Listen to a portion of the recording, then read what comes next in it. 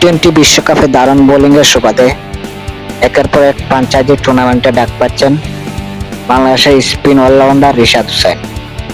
কয়েকদিন আগে তাকে অস্ট্রেলিয়ার বিগ ব্যাশের দল হুবার্ট হারিকেনস ড্রাফট থেকে তাকে দলে টেনেছে। এবার জিম আফ্রো টি-10 লিগের ড্রাফটের আগে সরাসরি তাকে দলে ভিড়িয়েছে হারারে বুটস ফ্র্যাঞ্চাইজি।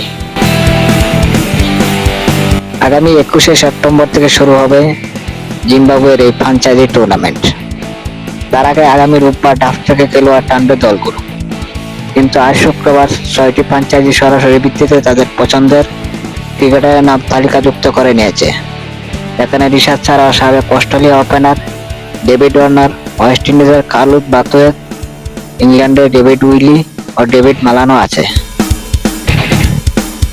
সরাসরি ভিত্তিতে হারারে বুটস রিশাদ হোসেনের সঙ্গে দাসন সানাকা, জেমিন শান, জর্জ মুন্সি, সেহান জয়সুরিয়া ও কানাল লুইসকে দলে নিয়েছে।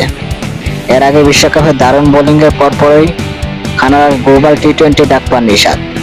যদিও ওই সময় দেশের রাজনৈতিক অস্থিরতার কারণে তার আর লিগটিতে খেলা হয়নি। এরপরে সম্প্রতি তাকে দলে বেড়াতে বিগ ব্যাশের দল হুবার্টস।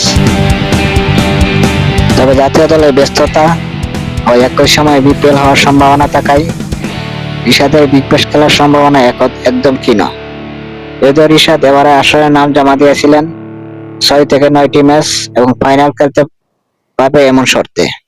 হুবার্ট তাকে দলে ডেকেছে লেগ স্পিনার শক্তিমত্তা বাড়াতে। বাংলাদেশ থেকে তানজিদ হাসান সাকিব এবং তানজিদ হাসান তামিমও একই সপ্তাহে নাম জমা দিল ডাক পাননি কোনো দল থেকে। আর পুরো আসর খেলতে পারবে এমন শর্তে নাম দিয়েছিলেন 6 জন।